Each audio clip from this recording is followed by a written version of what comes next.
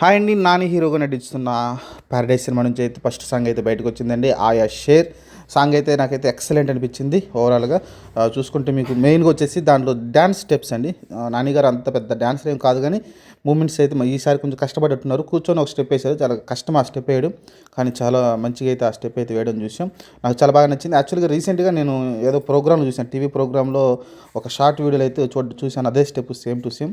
మరి అతనికి కొరియోగ్రాఫ్ చేసిన అతను ఎవరికి తెలియదు, కానీ ఈ స్టెప్ అయితే నాకు చాలా బాగా నచ్చింది. ఆ స్టెప్, ఆ తర్వాత చూసుకుంటే జడలు పట్టుకొని వేసిన స్టెప్ కూడా, అది కూడా బాగుంది.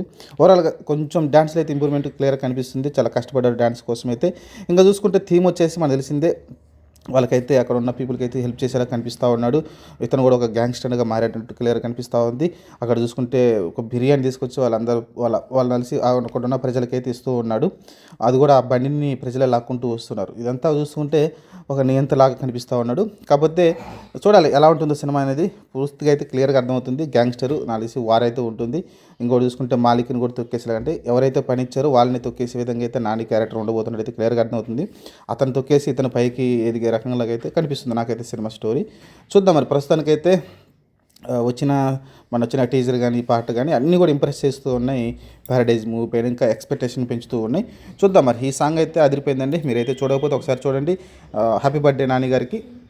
ఆయన పుట్టినరోజు సందర్భంగా అయితే వచ్చింది ఈ సాంగ్.